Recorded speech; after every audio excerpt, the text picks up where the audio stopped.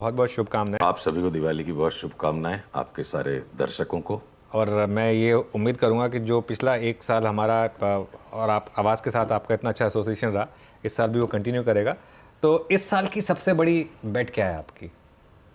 देखिए, सबसे बड़ी बेट में तो ऐसा ना कि जब दिवाली में इतनी सारी मिठाइयाँ मुंह के सामने होती हैं तो कठिन हो जाता है पहले कौन सी खाएं। तो मैं पहले रुपए की बात करूं या निफ्टी की? रुपए की बात कर लीजिए। तो रुपए पे आप ये देख लो कि मुझे लगता है 80 का डॉलर अब होना बिल्कुल भी कठिन नहीं लग रहा है। एक आध दिन की बस खाली ब्रेकडाउन की मैं वेट कर रहा हूँ। और अगर एक करीब करीब 4-4.25% तक की अगर इंक्रीज आती है रुपये में, तो आप पिछले 30 साल के स्टैटिस्टिकल डेटा को देखिए। जब जब रुपया 4% कमज़ोर होगा, शेयर बाजार 4% कमज़ोर होगा। पर जब रुपया 4% मजबूत होगा, शेयर बाजार 10% मजबूत हो जाता है। आउटसाइज्ड, बिल्कुल बेशरम रिटर्न्स, जिसे बोले ना कि बिल्कुल दबा के खाने का जो टाइम होता है, पेट भर के ठूस के, तो वो एकदम आउटसाइज रिटर्न्स बनने के लिए एक्सप्लोसिव मूव आती है जब रूपी स्ट्रांग होता है। तो आज अगर 19,532 के ऊपर निफ्टी बंद दे देती है, तो जो मैंने अनुज से करीब करीब महीने भर पहले वार्ता में बातों बातों में कह दिया था कि 21,200 का आश्चर्य नहीं होगा, आज इस शुभ दिन पे शुभ संख्या भी बिल्कुल सही फिट बैठेगी।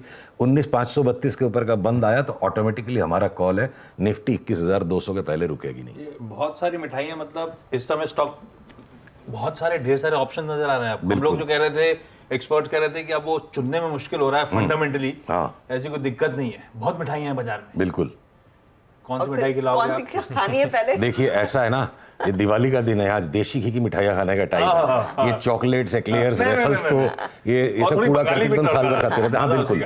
तो ये जो स्मॉल कैप और मिड कैप के अंदर जो बिल्कुल मजा सा आ गया सबको 6 महीने में, और हमने लार्ज कैप्स को भूल गए। देशी घी की मिठाइयाँ, ये जो लार्ज कैप स्टॉक्स है, देशी घी के लड्डू, तो across the board, across every sector मेरे को लगता है मिड कैप स्टॉक्स की जो अब रिटर्न, लार्ज कैप स्टॉक्स की अब जो रिटर्न आएगी, जिसको हम भूल चुके थे, बाजार की असली तेजी का फ्लेवर की सारे लार्ज कैप बिल्कुल बेबाक भागे यहाँ से।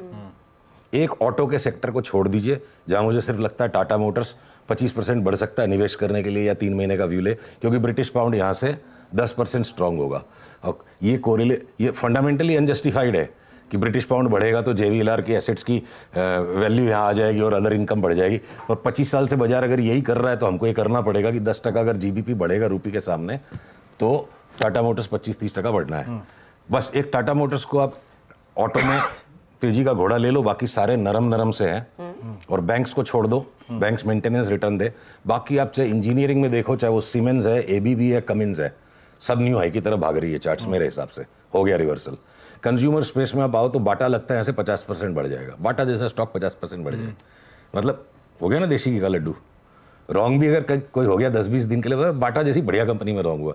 हिंदुस्तान लीवर यहाँ से 50% बढ़ जाएगा। 50% हिंदुस्तान लीवर बढ़े तो क्या इंपैक्ट हो सकता है निफ्टी पे?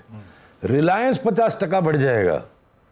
मैं बोलता हूँ यहाँ से लेके इलेक्शन के बीच में, जनरल इलेक्शंस तक, मई तक, मार्च पकड़ लो आप, मार्च तक पकड़ लो आप।